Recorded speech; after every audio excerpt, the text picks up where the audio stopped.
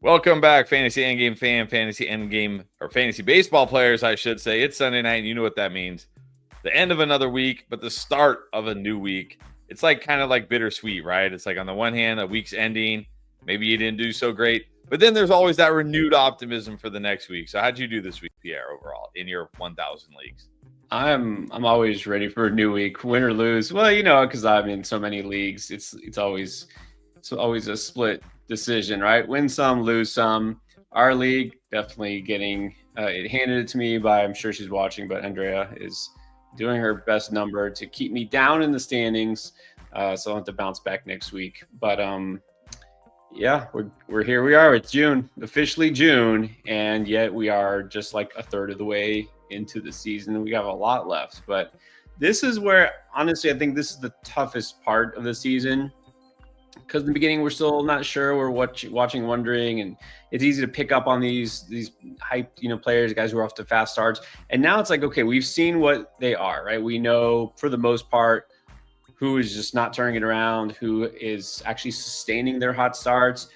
It's tough out there on the waiver wire, right? Like, it's been picked over. You're probably not getting a guy who's going to be a league winner at this point, and you're battling with everybody else who knows exactly what they need. And, so these are kind of the dog days, but this is where it can make or break you. You still have to try to be proactive, I always say. And I think this is the best time also to be active in the trade market. So that's just my advice. You're like, and my team, needs this or doesn't have that. Just try something, right? Even if the first deal you throw out there doesn't get, taken seriously, try someone else, try something else. Just keep trying.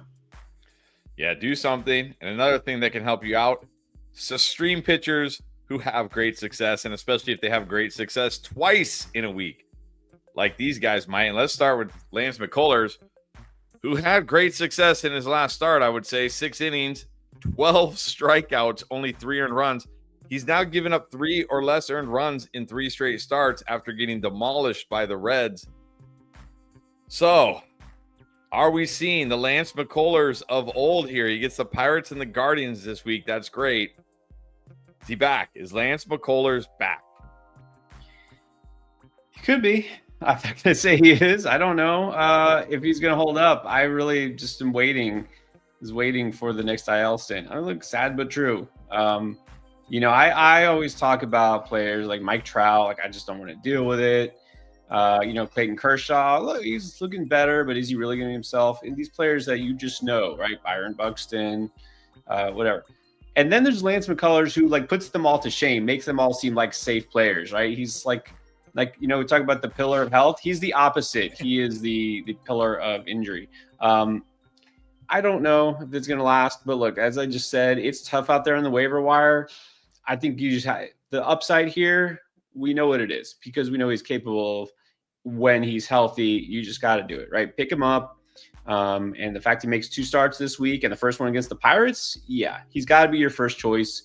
And again, there's no guarantee here. No guarantee he makes it through another start or 2 without getting injured. And no guarantee that he looks like himself. But based on last start, you've got to be at least encouraged because we've seen a glimpse of the old Lance McCullers. So I think he's got to be your top choice here. Yeah, I agree. Got to be your top choice. And then let's go a guy, pretty much actually older than Lance McCullers, believe it or not, but he feels much safer. That's Tomoyuki Sugano, who I actually did streamed a couple times this year. But I'll tell you why I dropped him and why I don't regret it. Now, he has been like a quality start machine. He's gone 6 or more. Prior to his last start against the Cardinals, he'd gone 6 or more innings in 6 of his previous 7 starts.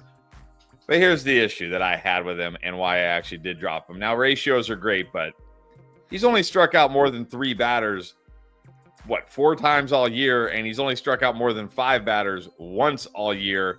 And he's had games of one strikeout in 7 innings, 0 strikeouts in 4 2/3. Like, you're not getting a lot of strikeouts here, but he's not killing your ratios. Always a chance for a quality start, and he gets the Mariners and the Athletics this week. So, is this like the floor play to Lance McCullers' ceiling? That's a good way to put it. But also, I think this is a case where, people didn't want to fully buy in. Yeah, of course, the case, they're not going to be there. That's not going to change. But you got to remember, strikeouts are still just one category. ERA and WHIP, that's two. And if you're in a league that uses quality starts, this definitely is something that, gives him a little bit of an advantage. The Orioles aren't the winningest team these days, but they can get you a win here and there. And he goes usually about 6 innings, which is how it gets those quality starts. So he's giving you a good shot, right, to be competitive in most of those categories. But again, this is a case where it's funny, he's building up momentum. People are picking him up. He's been so solid, so consistent. And then one, I can't even say bad start, one not so great start, and that's it. His roster rate dropped by half. Everyone's like, okay, it's over now. It may not be over, right? He's a pitcher. Sometimes he'll have a start that's not so great, but he's going to get 2. He can still give you quality start. He can still help you the ERA and WHIP. It's the Mariners and it's the Athletics. Not too dangerous there. So yeah, I'm just going to view him the same way I did 2 weeks ago. Although I have to say, you're not scared of Big Dumper dumping multiple home runs on this guy. Yeah, well, it'd be like today. Yeah, he goes deep and they score 1 run, and that's it. All right. That's true. Why can't people get on base for this guy? Yeah. All right. Looking at the rest of the list here, I think that's probably it for the guys I feel pretty good about this week. This is not a great 2-start streaming week. But that being said, there are others, and let's go deeper if you need to. And let's go with Cade Horton, who's been okay, I guess, this year. He did go 6 innings in his last start and struck out 6. That's pretty nice, but that's the first time he's gone 6 innings in a game this year, and he's given up. He's only struck out 16 batters in 20 innings. He's rocking basically a 4.0 ERA. Yeah, but he gets and I can't even say the schedule is great. He gets the Nationals, which as long as you're not named Brandon Pfaadt, that's a good matchup. But then the Tigers, who have a good lineup. So is it just one of those weeks here? Yes, it is absolutely one of those weeks. I was actually kind of excited about the streamers last week. I was like, you got so many options. There was even some deep options I really liked for not so deep leagues. And so here we go, right? Everything goes in cycles. The other way now, this week is, even though there's some known players here, we'll talk about some names, guys who've been pretty high on the streaming list before.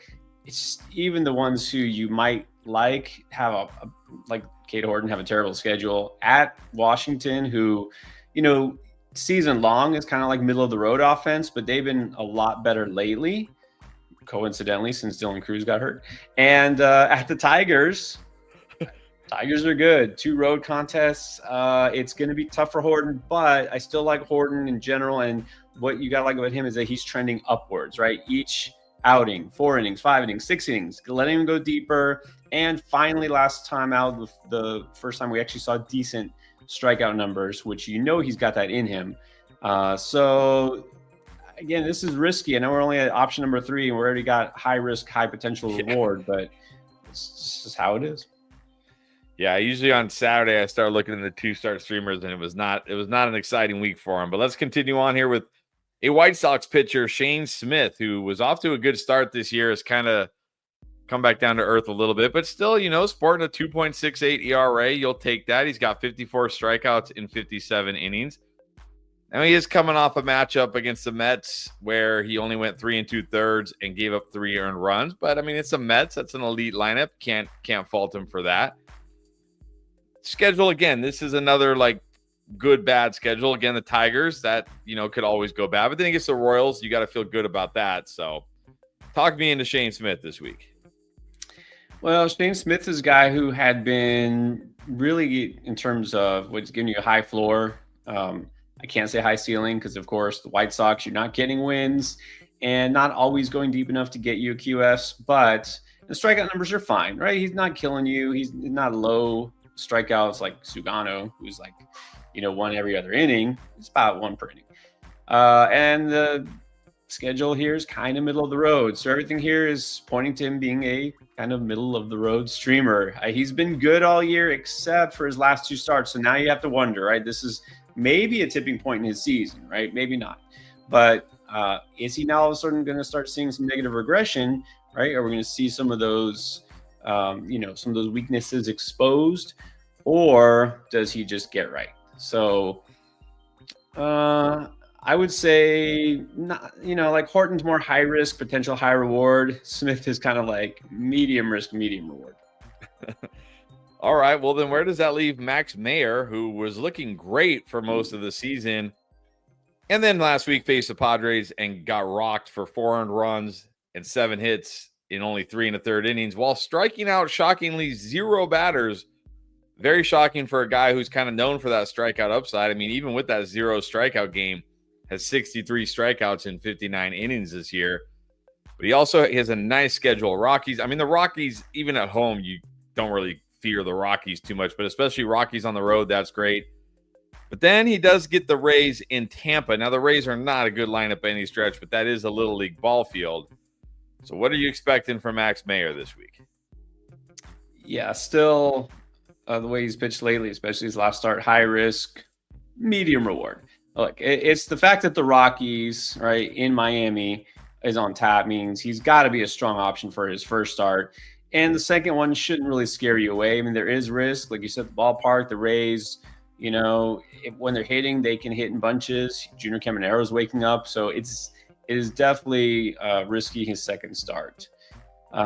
This is a roll the dice because you need a 2-star streamer and you got not many options this week. So I'm not giving up on him completely, but I'm also not all in on him. So I'll only pick him up as needed.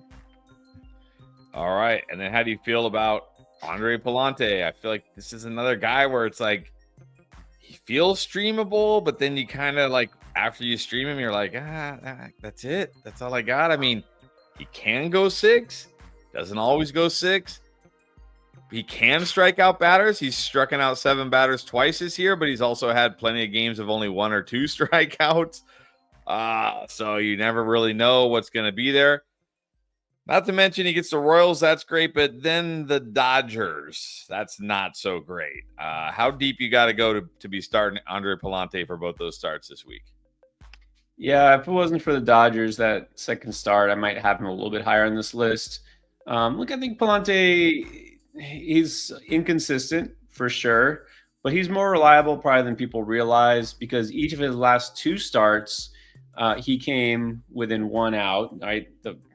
Everyone's favorite, the 5 2/3 innings outing, where he was that close. You love that, right? To getting quality start. And he already had 4 in the season. He's a guy I feel good about potentially going 6+. Royals is a good matchup. Dodgers, not so much, but St. Louis overall has been playing a lot better lately. So I don't feel like this is as risky as, let's say, Meyer or even Horton based on the schedule. But, the strikeout ceiling isn't there. So this is kind of your more safe, boring streamer if you need one. And I will say in our league, which is competitive in terms of waiver wire, I picked up Palante. So I have at least that much trust in him. All right. We'll see if you roll him out there against the Dodgers or not, though. And then finally, maybe not. We got Mr. Anderson, Tyler Anderson. Talk about boring here. Look, he always has a chance to go 6 innings. He's coming off a great start against the Yankees of all teams. 6 innings, 1 earned run. All right, he only struck out 3, but I mean, what do you expect? This guy's not a strikeout artist. Only 46 strikeouts in 61 innings this year. Red Sox, Mariners. Red Sox, one of those. I feel like Red Sox, one of those lineups where you're always scared when you stream against them because they always have the potential to go off, but they always have the potential to do nothing. Like, you know what I mean? Do nothing as well. And then he gets the Mariners. We talked about that. Yeah, Cal Raleigh will probably hit a home run off him, but that'll be the only run the Mariners score, so no worries there. How are you feeling about Mr. Anderson? Same exact way I always do about Mr. Anderson. He is what he is. Now, actually, I'm, like you said, a little worried about that first start because Boston does hit lefties pretty well. In fact, 3rd most runs scored against lefties. But Boston also a team that either shows up or doesn't, right? I feel like they poured on a lot of runs in specific games and also gone a lot of stretches without scoring. So you don't know which Red Sox team you're going to get. But it's Tyler Anderson. Either he'll get you a quality start or he'll come close. He is what he is. He is what he is. He's not coming to save you from the Matrix, unfortunately, like Neo. All right, but we are here to save your fantasy team and answer as many of your questions as we can tonight.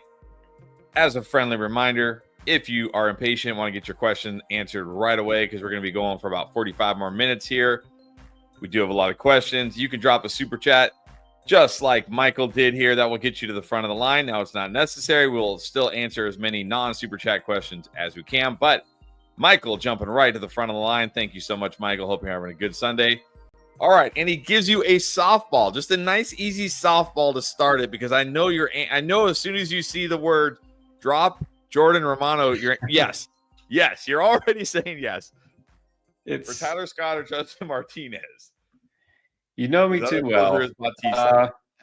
Look, Jordan Romano is already starting to show, right? The little bits of dust are crumbling off of him. It's a super risky closer there.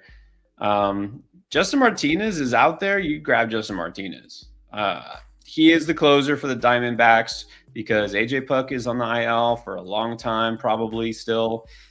Shelby Miller is just the setup guy, right?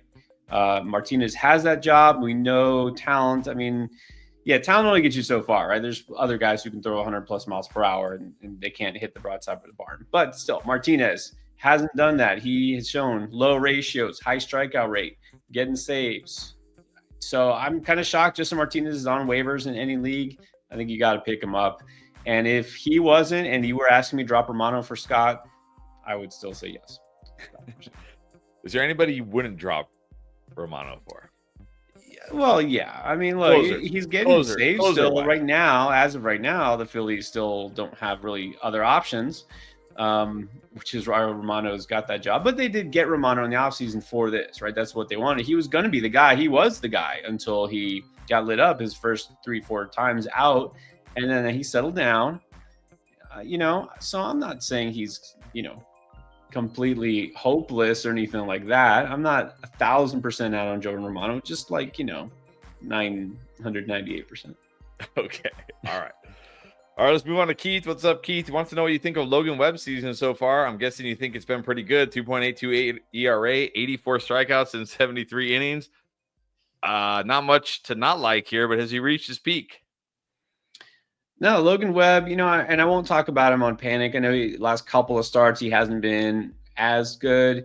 He's fine. This is probably one of the safest kind of early SP options you could draft, and he's pretty much been exactly what you could expect.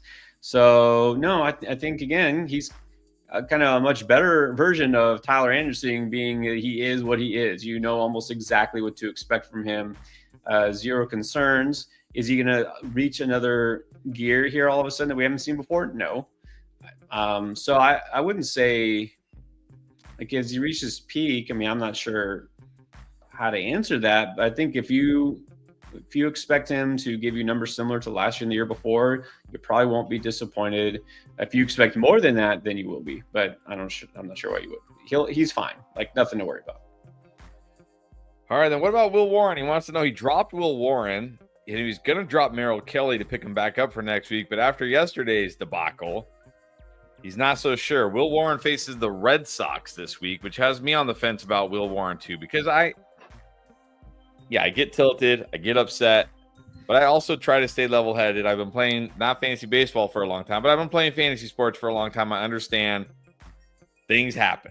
People have bad games. But it's the Red Sox, which has me a little worried for Will Warren. But at the same time, this guy was so good prior to that. So I guess the question is, Will Warren or Merrill Kelly this week? The temptation to rage drop Will Warren is strong. But, okay, this is tough. Like, this is where you have to come to a decision. It's like, was this one start against a really, really good offense, which is exactly what it was, right? One of the best teams out there, not arguably the best team based on last year, having their way with a young pitcher. Was it just a blip on the radar, or is there something else? Now, looking at his recent history with Will Warren, yeah, we see the strikeout numbers. They're crazy high, and that's not probably going to change. But he hasn't been going deep into games, and while he hadn't been giving up a lot of damage recently, in fact, all of May until that last start, again, he hadn't been doing it in a ton of innings necessarily. And he did have a pretty favorable schedule. If you look at all his past teams, I mean, before he saw the Dodgers, he saw the Rockies, which is maybe why, he got hit so hard, because he kind of pitched down a level. Like, I used to playing like a AAA team, and all of a sudden you have to face the Dodgers. And he had faced like the Rangers, who were terrible, the Athletics, who've been cold. So I can't say I'm not concerned here, and I'm okay skipping his next start. Merrill Kelly, I mean, I know this feels kind of like a rage drop too, because he was great, and then he was bad, which that's why I've been saying so high on Merrill Kelly. Merrill Kelly is not Will Warren. He's kind of the opposite, right? He won't get you a ton of strikeouts typically, but he will also be a little bit safer. So if you're going to play it safe with one of these guys, I would go with Kelly. I think that's fine. And I think it's fine to keep Warren on the waiver wire, at least for now. All right. And now let's talk about Doyle. Even though I don't know if you already answered this for Doyle, but you've already answered this. You already talked about it on a video like weeks ago. Is it time to outright drop Zach Gallen? The answer is still yes. Talked about this a month ago, and I was worried about Zach Gallen before May even started. And then last week, it's just dropped. It's not getting better. Max Meyer, we already did talk about earlier. It's exactly what you said here and what we already said, right? Start him against the Rockies, and then you don't have to mess around and wait for the second start. You can just drop him after that. All right, you ready? You ready for, I assume, some shallow league goodness with awesomeness in a can? Who should be his DH when healthy? Yordan Alvarez or Marcelo Zuna? Because he can't put him in outfielder because he has Pete Crow Armstrong, Aaron Judge, and Kyle Tucker. How do you have Aaron Judge and Kyle Tucker on the same team? Weren't they both first round picks? Yeah, unless this is an 8-team league. Well, first world problems. First of all, it's a nice problem to have. I will say this. So I'm going to talk a lot about Yordan Alvarez on tomorrow's video, right? Because it's going to be panic time. Talk about what do we do? Yordan Alvarez, as you know, isn't playing. But that's the reason that we're going to panic about Yordan Alvarez, is because the Astros are being the Astros again, not exactly being forthcoming.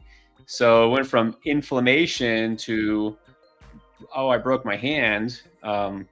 So now we don't know how long. In other words, you're not going to have to decide this for a while, awesomeness, because you're not going to have Yordan Alvarez at least for a couple more weeks, and who knows how long. So just keep him on your IL and just wait it out.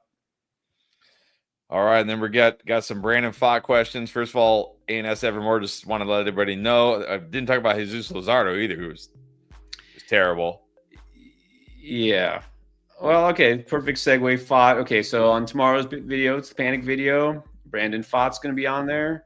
I don't think I have to call this a spoiler. If you want to know what I think about Brandon Fott, the panic level is about a 9. Can you drop him? Yes. Because sometimes a guy has a ridiculously bad start and it's just, right, a blip, right? This is more. There's a lot more going on with Brandon Fott, which I'll talk about. And so the short answer to your question, I'm not going to make you wait till tomorrow. You guys are always on here. Yeah, drop him now. Now, Luzardo is different. Luzardo also got wrecked. But no, I'm not nervous about him because so far that's just one bad start. He had been dominant before that, but also I don't see any reason to worry other than it was just a bad start. Now, if he has another bad start, then we have to figure out what's going on here. But not worried about Luzardo yet. Beyond worried about Fott. All right, there you go, guys. Thank you for that. All right, Josh wants to know, he made a trade during the week. Traded Ranger Suarez, Ryan O'Hearn, and Andres Jimenez. And he got Yordan Alvarez and Carlos Estevez. What do you think? Well, this all comes down to how long Yordan Alvarez is out. So we don't know. And again, I'm going to get into this for tomorrow's video. I'm not going to pretend I know because that's the whole point. That's why we're worried about it, because this just reeks of Kyle Tucker from last year. This is the Astros, like as if they were, people had needed a reason to dislike them, right? The whole trash can thing and all that. Like they're just going out of their way to find something else to make people hate them. We don't know. Now, what I saw was that he's got a fracture in the hand, his right hand, that's 60% healed. So how long does it take for him to go from 60 to 100? I don't know, but I have a feeling it's going to be more than 2 weeks. I mean, I don't know. I have never played professional baseball, and I've never had a fractured hand, so I can't tell you. But I can't imagine that we see him probably even. I'm guessing it's at least July. All right, so back to the trade. How you feel about the trade here? Suarez, O'Hearn, and Jimenez for Alvarez and Estevez. If Jordan comes back before the All-Star break and is 100% and normal and good, then it's a win. If this is like Kyle Tucker last year and they keep pushing it off, we don't see him until the second half, then yeah, he might regret this. All right. Yeah, it's always tough trading for an injured player. Always scary. All right, Michael wants to know, Cole Reagans or Logan Gilbert rest of the season, and would you trade either for Wyatt Langford? No, I'd rather have the pitcher than Langford, even though I like Langford. I just think these days that caliber of pitcher is too valuable. I'm still going to say Logan Gilbert, right? Both these pitchers are injured. I think when you get Gilbert back, he's still basically one of the top starting pitchers in the game of fantasy. We know this. Reagans is a little bit behind him, but I'll just say Gilbert, and no, I would hold on to him. All right. And then A, what's up, A? All right, Adolis Garcia, who I drafted this year, expecting big things from. Then I traded him to you. And I don't know if he's done even anything, but he's been living on A's bench. He's hitting the ball hard, but I mean, you don't get fantasy points for hitting the ball hard. Are you still a believer he bounces back? Is anybody in the Texas lineup going to ever bounce back? Or is this just going to be like one of the most disappointing offenses of 2025? Oh, it's certainly looking that way. And here's the thing: Adolis Garcia got benched basically, the day off, right, to clear his head, whatever. And then there was something they thought that was like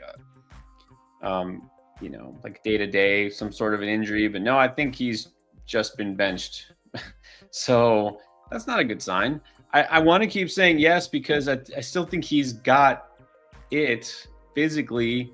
He's still in position that he should be able to produce.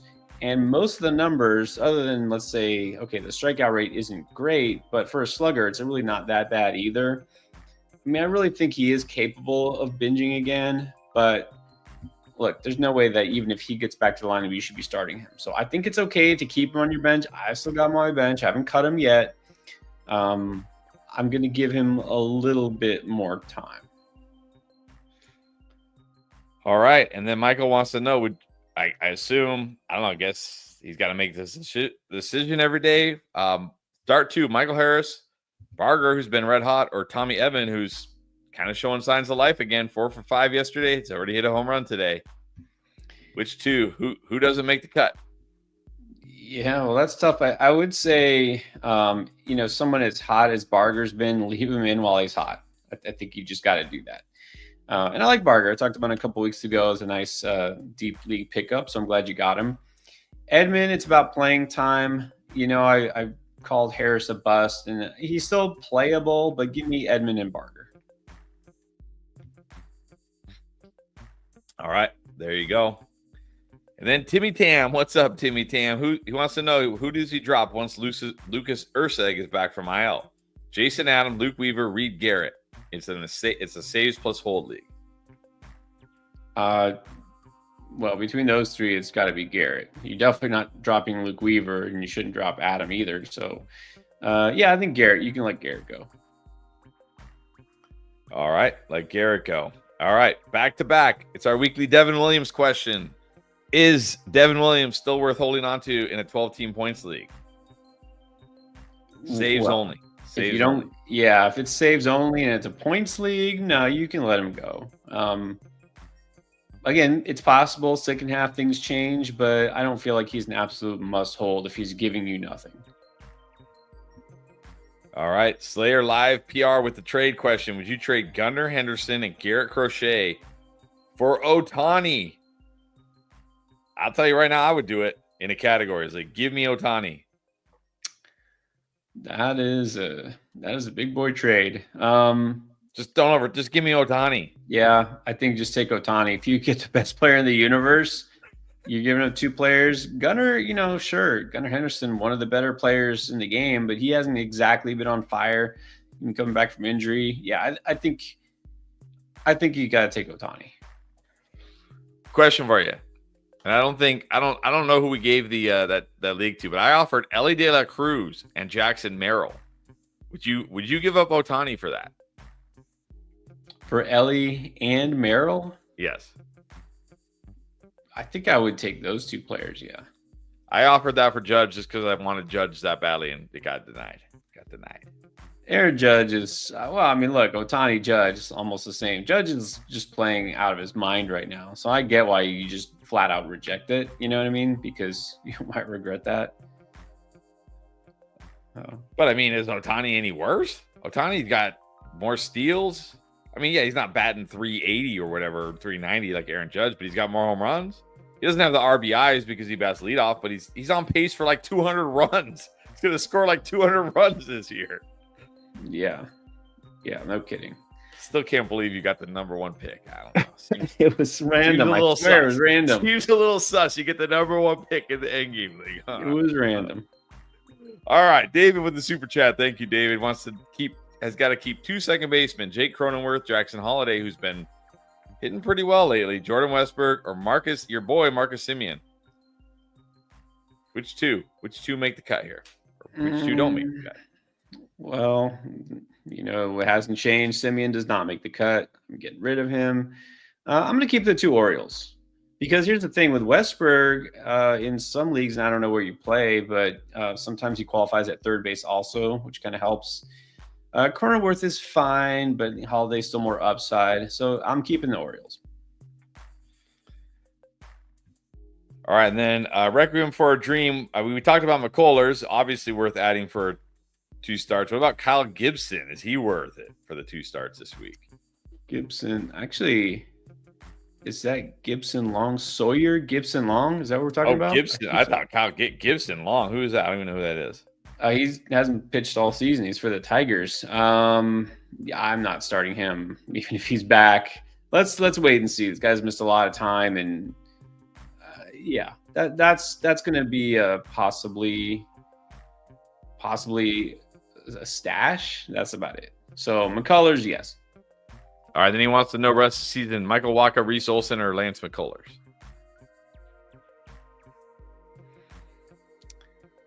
Oh, well, let's see. You got Wacha is kind of safe and boring. Colors is, I guess, exciting. I don't know. Is injury risk exciting? Would you call it? Is that the right word? Yeah, you never know if he's going to make it through the game alive. Like, I guess that's exciting. It's interesting. I don't know. It's something. I don't know if exciting is the word. Keeps you on the edge of your seat. I don't know. Do you want boring? You want, like, Wacha is going to be fine. Like, it'll be all right. McCullers could be great, could be hurt again. I still do like Reese Olson, but I'm not going to say Reese Olson now when he's on the IL. So, you know me. I don't want boring. Give me a couple McCullers. Let's just go for it. Roll the dice. You know what? If you pick McCullers and something happens, I'm sure you can get one of those other 2 back. Exactly. All right, then Frank. What's up, Frank? Wondering why he's still rostering Matt McClain in his keeper league. Got these guys available: Sedano Rafaela, Hae-Sung Kim. I don't even know who Schneeman is. I'm not even gonna lie. Brett Beatty, Jake Cronenworth, Ernie Clement, Gabriel Arias, or Cody Clemens. Remember, keeper league. Well, it's tough to drop a player like that in your keeper league, but okay. So Frank, this is also one of the players I'm going to talk about for tomorrow's video. Yes, you should be panicked about Matt McClain. And so I'm going to advise in a redraft league and say you just can drop him now. Keeper league is different though. I don't know the rules. If you get to keep outright, if it matters, how many, what round, etc. none of these guys that you say are available are really making me want to pull the trigger on dropping him.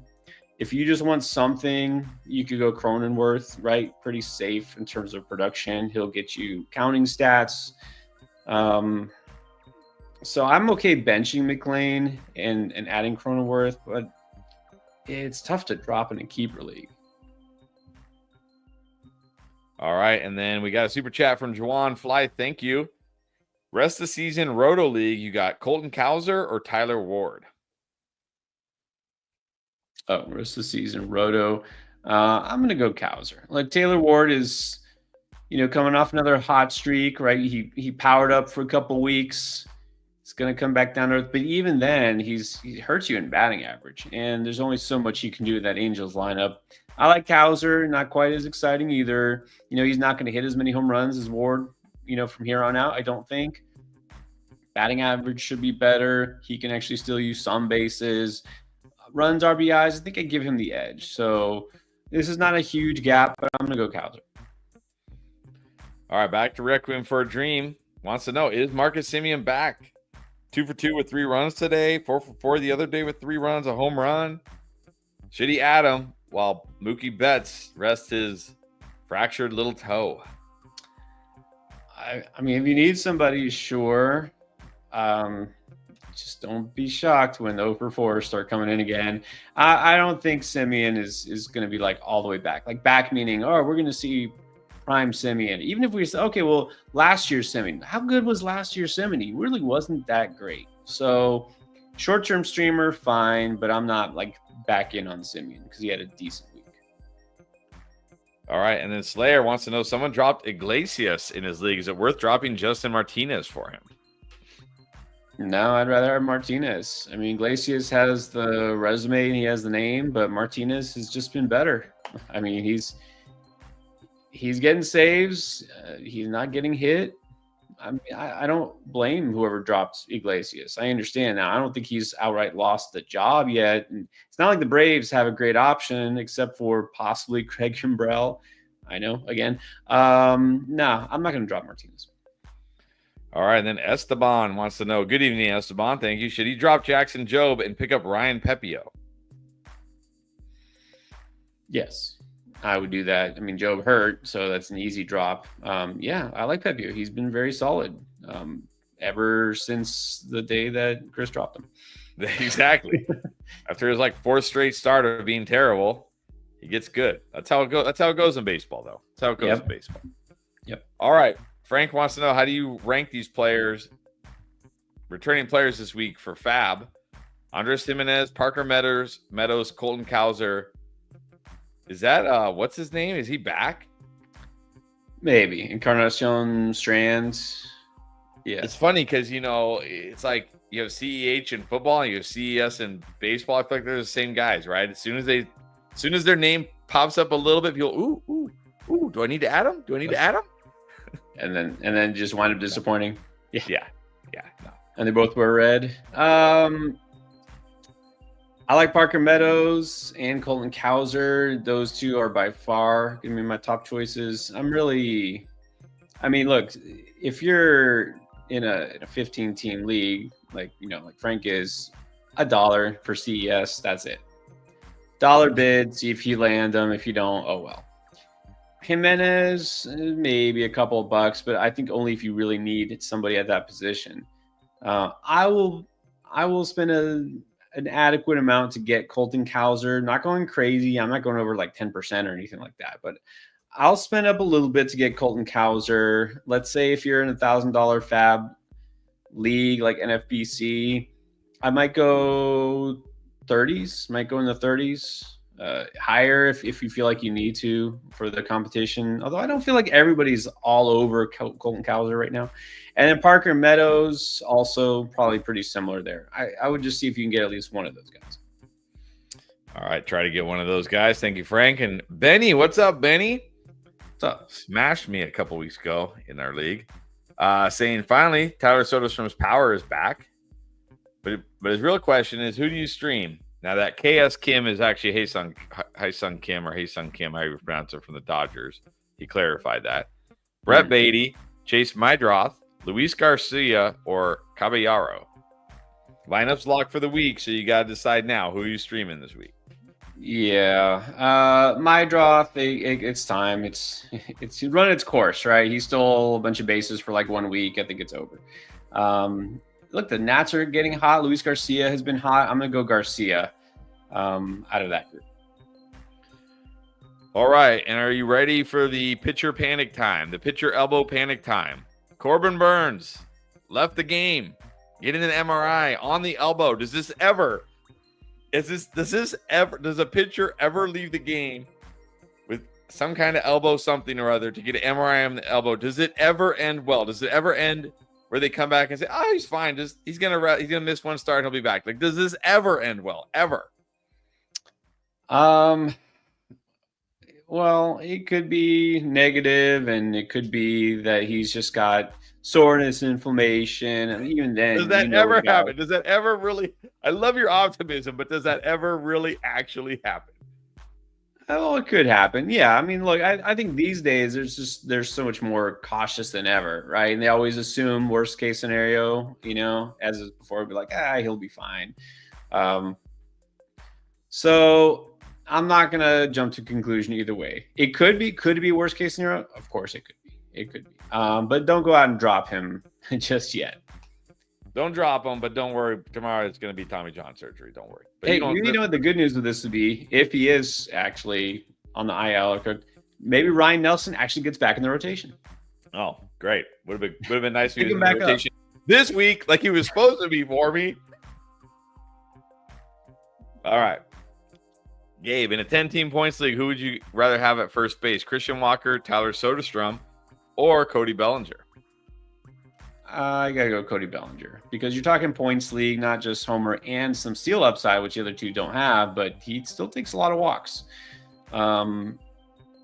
So yeah, I'm going Bellinger. All right, and then Kyle, I think I'm a yes on this. Is Drew Rasmussen just a keeper rest of the season? He's been really good lately. Why not? I mean, what else does he have to do? You know what I mean? He's another player. It was funny. He was so good, solid. He had one, again, not even that bad. One not so great start, and I was like, this guy's bum. We knew it. He's a bum, and he got dropped in a lot of leagues. And I picked him up. So thank you to whoever dropped him. Exactly. Yeah, he's a keeper. He's good. He's a veteran. He's got great stuff. And what I keep saying about all these Tampa pitchers, and lo and behold, we've seen it. Pepio, Taj Bradley was amazing this week, who I know because I went against him. Rasmussen, all those early home games that they had stacked in April in that ballpark because of the scheduling. Now all of a sudden we're seeing them away. And we have to reverse our thinking, right? It used to be Tampa at home, good for pitching, but now it's not. But the schedule is going to be more favorable for them rest of the season. So, yes. Keep him. All right. Now, it's interesting, Papa Giorgio asking this question, because we talked about Luis Severino before the stream, and there was one reason why you didn't have him on there as a 2-star streamer. So would you drop Nick Martinez for him to start this week? Yeah, so one thing that stands out, we look at Luis Severino, home road splits, and okay, you don't want to make too much of that. It's everything with Severino. He, for some reason, is dominant on the road and just can't get anybody out at home. And look, I know it's again, minor league ballpark, right? Not great, but it's extreme, far more than any other A's pitcher. So Severino just so happens he's got 2 starts this week, but it just so happens they're both at home. So I'm avoiding him. I'm going to buy into the splits. I'm not touching him. Now I would still drop Nick Martinez, but I'd pick up somebody else that we discussed as a potential streamer.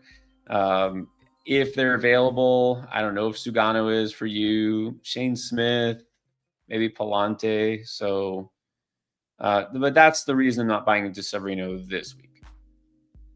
All right, back to Kyle. Matt McClain. Would you drop McClain and pick up Xavier Edwards? Might as well, because I'm going to say it tomorrow on the video. McClain, I think, is droppable in redraft. Keeper, a little different, but yes, you don't have to hold out hope here. And Xavier Edwards just came back from the IL, and had himself a nice game. He had 5 hits today, which is unexpected. But look, the good thing with Edwards, good for the Marlins, but also maybe good for him. He's not playing shortstop anymore. They're moving to second base because he does not play shortstop all that great. So now maybe a little bit easier for him defensively. It might put him at ease, mentally. Maybe we start to see him hit more like he did at the end of last year. So yeah, sounds good to me. All right, and then F. Abel, Rocker, or Gibson Long? Remember, is he? No, that's Eddie Buzz in the Super Deep League. Well, I mean, I'd like to say Abel, but they've got to bring him back. I don't think, as far as I know, they got plans to bring him up long term. I know he might make a start, but this is one of the things you worry about. Is he going to make a start and then go back down, right? Like Logan Henderson. I still prefer him to Gibson Long. Rocker's the one I would like to be most interested in. We know he should just join the rotation again. I think I still like Rocker most of this group, but if you want to try Abel this week, then I'm okay with that. I'd try Abel first because, the last couple times we saw Rocker, he got rocked. All right, let's go to Carl. What's up, Carl? He's got to pick 2 for a 16-team weekly league, so he's got to pick them now. Kershaw, Lucas Giolito, Ryan Weathers, or Clay Holmes? Well, I don't think he's making 2 starts this week. I got to go Clay Holmes, though. I mean, he's just solid. I'm going to pick him 1 start or 2 starts. Yeah, I can't go Kershaw just yet. Giolito is your risky pick. I like Weathers and Holmes the best, though. All right. Thank you for that, Carl. And then Caesar Beats, what's up? How would you rank these players? Colt Keith, Addison Barger, Chase Mydroth, Josh Young, overhyped, not good anymore. Why is he still fantasy relevant? Luis Robert Jr. Well, he steals bases. There's that. All right. Something. Josh Young is going to be first for me out of these players. I think I'm okay putting Barger number 2 here. I'm buying into it. Again, much was made about his adjustment, the swing change here, because when he first came up, the Blue Jays tried to fix him a certain way, and it wasn't working. And now he's more free and clear. He's swinging. He's tapping into the power. Remember, this was a high-end prospect who was good and then just struggled at that next stage in the majors last year. And now he's not. Like, if he figures it all out, he could be a keeper the rest of the season. But I'll go Young, Barger.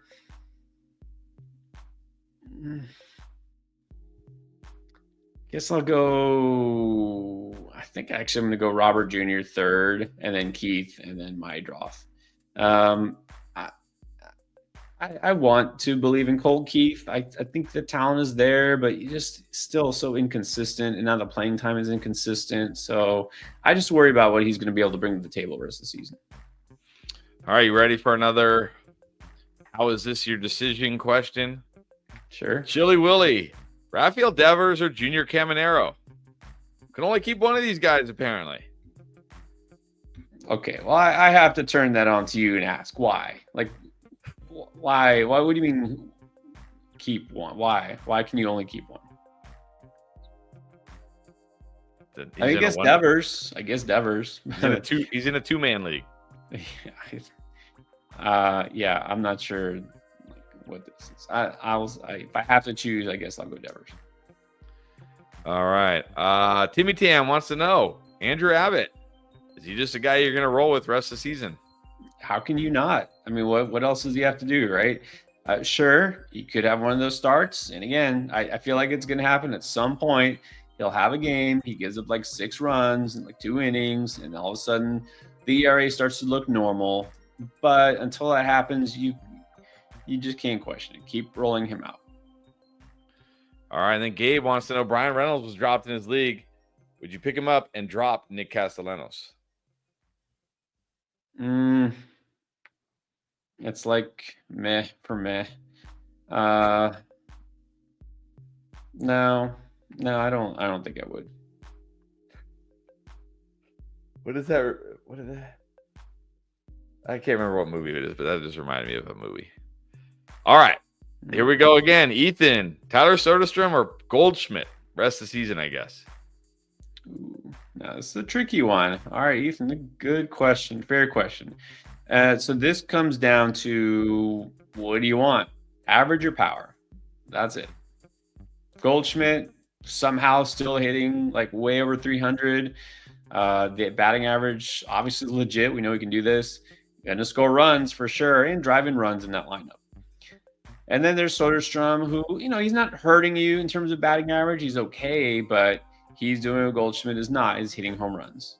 So do you want homers or do you want batting average? I think that's basically what this comes down to. So if you're in a typical 5x5 category roto league, I kind of think it's more important to have that batting average boost. So I've reversed course on this since the season started, but I guess I'll go Goldie.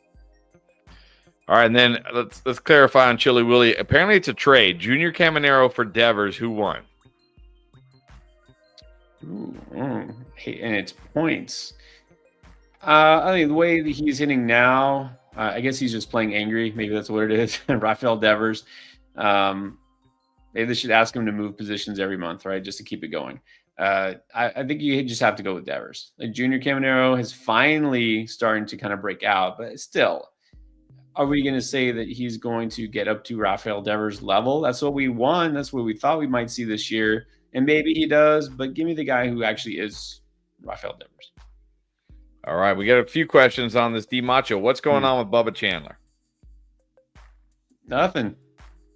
It's nothing. There's nothing going on. He's still there. Look, this is a cheap organization, service time manipulation. This is just one to keep him down, so he can't get too good and have to actually get paid. This is what it is. So it won't be too much longer, but I mean, as far as I know, nothing yet. All right, I like the way Dario's thinking here. He knows what's going to happen. He knows how this is going to end. So he needs to make a deal now to replace Corbin Burns because he knows his season is over. Oh, Bobby Witt. So if Bobby Witt is who you're trading, what starting pitcher do you need in return? Zach Wheeler? Yeah. Look, I'm not going to pretend you can get Screwball because I don't think you can get, unless you give up Ohtani or Judge, which would again not be very smart. Yeah, you're not getting Screwball. Let's face it, you're probably not getting Skeens. Basically anybody below that. So Wheeler would be a perfect one. And again, I still don't know, as great as he's been and legit as I think it is, am I giving up Bobby Witt Jr. to get Hunter Brown? No, I'm not doing that. Yamamoto, who he's not even having a great outing today, but still, Yamamoto is legit. Is Yamamoto enough for Bobby Witt Jr. straight up? Like, I don't think I could do that. I would do this if you really, really, really, really need starting pitcher help. Because you're saying, okay, I'm losing Burns. All right, but still, has Burns been like a top pitcher this season? He hasn't been. He's been good, not great. If I would only do this if you really need pitching help, because they're like, man, my pitching was already thin, and now I'm lost Burns, who's by far my best pitcher. Okay, if you're in that situation, but you should get two good starting pitchers. I mean, maybe Wheeler straight up, I guess that would be fair. But if it's not him, again, go for like a Crochet plus like a Brian Wu. I think that's doable. It's fair, and it's still going to help you. Or you could, for some reason, still buy low and like a Schwellenbach, even though he's been amazing his last two starts, Robbie Ray, those types. But it's got to be at least two pitchers, because I doubt you're getting Screwball straight up. All right, or just don't panic. Hold on to Bobby Witt and just start picking up some pitchers off the waiver wire. All right, Anthony, what's up? Do you think Marcelo Mayer and or Christian Campbell pan out rest of the season? I mean, it's a little early to say for Marcelo Mayer, but you would think so, given the talent, the situation. Now, it's also tricky when you say pan out. Like, could they stay in the starting lineup rest of the season? Yeah, definitely they could. Are they going to be somebody that you want in your fantasy lineup every day the rest of the season? Maybe not. So I would hold on to them. I don't expect either to have breakout seasons. You want to put it that way. I think Meyer's going to take a little time to really round into form, and he'll eventually become a really good player. It's not the same as, like, let's say Roman Anthony when he comes up, or certain players when they come up, they could be huge instant impact players. I don't think we're going to see that from Meyer. And then Campbell, again, just might take a little bit of time. So worth rostering. Starting, it's going to really be kind of risky. All right, Uwe2K, what's up? Are you dropping Jake Berger or Victor Scott for Miguel Trap Vargas, Asan Kim, or TJ Friedel? You want to tell him the thing we were saying about Miguel Vargas? Right before I picked him up. The guy, I think he's like 1 for 15 since I picked him. Like, this is why I don't do this. This is why I stack good hitters, so I don't have to pick up these. Here's a problem. It's like that wide receiver who just went for 100 yards and 2 touchdowns, and then everybody drops all their fab on him. I got bad news for you. You missed the big game. When you pick up Miguel Vargas, you've already missed his hot streak. It's over. Like MVS. Remember last year, MVS had that game. He had like 3 touchdowns. And then everybody's like, you got to pick up MVS. And then it's like, the time to pick up MVS was last week before the game. It's too exactly. The time to pick up Miguel Vargas was before you had like 4 straight, whatever great games. And is why I probably was a week too late. I know I was a week too late, but I was like, I don't even want to talk about Miguel Vargas because I feel like as soon as I do, the guy's going to go cold. But I was like, okay, yeah. As of last Friday or Thursday when I did the waiver, I was like, okay, he's capable of going. Maybe, you never know. I got to talk about him at least as a pickup. And sure enough, last 2 days, 0 for 4. So 1 for 4 the day before, no counting stats since not a single counting stat since I picked him up. Yeah. So no, I think we missed Vargas here. Kim, not in your league, Huey. No, I think you can drop. Well, I mean, you could drop Scott for Friedel. It's kind of like speed for speed. I'm not really sure if that helps you in any way. So if you're looking for speed, then I guess you could drop Berger for Friedel. All right, there you go. And then let's help out Leo real quick. Would you drop Ryan Walker to pick up Justin Martinez? Yesterday. The day before yesterday. Yes. All right, let's go back to Anthony because we haven't answered a lot of questions from Anthony. Did you see? No, we did not cover Jose Quintana today, his successful return against the Phillies. Is this a solid starter going forward? I think we have to buy into Quintana as long as we know what we're getting here. We know Jose Quintana. He has been around a long time, right? There's nothing new here. Nothing we haven't seen before. And Jose Quintana will look solid for a couple starts. Then he'll get hit hard. Then he'll look solid for a couple starts. He hasn't gotten hit hard yet this season. He got hurt and that disrupted, his good start to this year. And he did it, like you said, he's done it against good offenses. So this isn't just, he faced the Pirates, he faced the Marlins, and this isn't it. But we've got to understand what Quintana is. He's a floor play. Again, hate to say it, there will come a time he's going to get hit hard, right? He won't look great. But as far as starting him for the majority of the time, I think that's fine. I think it's fine to do that. All right, going to start. We're coming up on the hour, so I'm going to start answering questions, people we haven't answered questions for, because obviously a lot of you are regulars asking a lot of questions, and we appreciate that. But let's try to get to some people we haven't answered for so far. So Rowan wants to know a trade question. Luis Castillo, Dansby Swanson, and Tyler Soderstrom for Nico Horner and Yordan Alvarez. What are your thoughts? I would have said yes to this before we found out what we found out about Yordan Alvarez. It's too soon. It's too risky. If we don't see Yordan for another several weeks, which now sounds like it's in the cards, this just hurts you. So this is not the time to trade for Yordan. All right. And piggybacking on that, V-Rush, looking at the injury situation with Yordan Alvarez, is this the time to trade him away specifically for Teoscar Hernandez? I hate to say it. I think if you can pull that off, yeah, do it, because you're getting a month worth of production. Again, I'm just putting a general timeline. I don't know, but that's the problem, is I don't know when Jordan Alvarez is coming back. And now we're talking about a fracture. You know the risk here, re-aggravation, right? Slow to heal, setback. Yeah, if you can do this, then do it. All right, Adrian Gonzalez, what's up? Okay, Christian Yelich, who got hit in the hand today. How are we feeling about him rest of the season? Well, he's been solid. I mean, the power isn't going to be there like it used to be, but he's at least producing in most categories. So just hold on. I mean, I'm not sure what else you can do here. Just hold on to him. Yeah, sure. All right, then he also wants to know, Ernie Clement's doing really good in points league. Is he legit? No,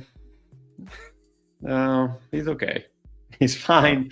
He's fine for the time being. Let's just put it that way. Until you can get a better option, he's fine. All right, and then fantasy sports. I assume that's Trevor McGill, the closer, and Hoffman, because he says he could pick up Bautista or Palencia. So are you dropping either of these closers for those closers? Oh yeah, drop Hoffman right away. Pick up Palencia. I talked about him the past 2 waiver wire videos. Just pick him up. Bautista, I'm surprised he's out there as well. But I don't know if I would drop McGill for him, just because he's getting more saves. Bautista, they're still kind of slow playing into the season. They're being careful with him, which is smart. But definitely drop Hoffman, and I would pick up Palencia. All right, and let's talk about the greatest hitter who's ever graced planet Earth. Cal Raleigh. Cal Raleigh, big dumper. Is it time to sell high? And if so, what do you need in return for Cal Raleigh? Well, it's funny, Dario, because like 2 weeks ago, if you look, I had a sell high video and Cal Raleigh was on it. Now, since then, he's actually just continued to rake. So it makes you think, well, you could look at it 2 ways. First of all, like, I'm never trading this guy. He's going to be MVP of the American League, except, well, Aaron Judge is there, so maybe not. But he could be number 2. Or like, man, this is the time to get a haul for Cal Raleigh. And so what I said was, I'm not selling high just because I think he's going to crash and burn. But if you can get at Paul Skeens, or if you can get a really good pitcher, if you can get 2 players, right? A good starting pitcher, it doesn't have to be, the best of the best, but, a really good starting pitcher, like a Hunter Green, let's say, whose value isn't sky high right now, and a really good hitter, and then you stream catcher, you pick up any of those million catchers on a waiver. Why wouldn't you do it? If this is going to help your team, then why don't you do it, right? A good pitcher plus a good hitter. And I mean a good hitter, right? I don't mean like Ernie Clement. No offense, but not Ernie Clement. Okay?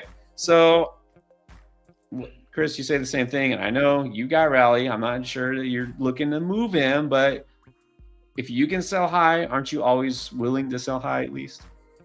I am, but man, this feels like I know he's gonna cool off, of course, because he's not gonna hit 100 home runs this year. But this feels like he could maybe be having a career year. Yeah. And it's not like this guy has never he hit 34 home runs. He's hit like 30 plus home runs each of the last 2 years. So it's not like this guy is coming out of nowhere. So part of me feels like I'm gonna regret it if I trade him away. It's tough. It's tough to trade away a guy when he's this hot right now, and he's hitting like this. I know. I only do it if you're really getting a haul, which at this point, of course, you can and should. I'll tell you, I try to take my own advice. A week ago, or however long, I traded Pete Crow Armstrong away in a keeper league, no less, because I got 4 players for him, 4 really good players, 2 hitters and 2 pitchers. And I'm like, look, if this makes my team overall better, I'm going to do it. All right, Harry Brooks, what's up? Would you hold Tyler Ward over Randy Arozarena, Barger, or Andy Pajas in a points league? No. I think Ward is one of those players who is going through a hot stretch. He's about to cool down in a points league, especially with his plate discipline. No, I'm not going to hold him over those guys. All right, Skywalker. Luke, how do you rank these starting pitchers? Gavin Williams had a nice start today, thankfully. Did not do great against the Dodgers, but I kept the faith. Nick Lodolo, Ryan Weathers, is that Yuri Perez and Ryan Pepio? Rank rest of season. Okay. I think you just have to logically put Yuri last because we don't know what we're getting out of him. Super risky. So I'm putting him last. I guess let's work backwards here. I'll put Weathers fourth, and I like Weathers, but I just like the others better. I'll put Lodolo third. I don't think I can put Gavin Williams number one just yet. I just, the inconsistency. I still like Pepio. I'll put Pepio first, Gavin Williams second. All right, there we go. And then TM wants to know, did he pick up Nick Kurtz or carry an extra starting pitcher? Kurtz would be his bench bat behind Vinny P, and I assume that's Pete Alonso. I'm guessing Alonso. I mean, look, if you have those two guys at first base, when is Kurtz ever playing? Nah, carry the extra SP. Look, I've got Kurtz still stashed in a couple leagues, but he's not an absolute must-hold if you have that kind of situation already. All right, then back to Rowan. Are we worried about Dylan Cease? Drafted him 23rd overall. He's had good starts, but hasn't lived up to his draft expectations. Yeah, discussed Cease a couple times over the past month, it seems like. There was a great buy low window on him, after his horrible April. And that window is closed for the most part.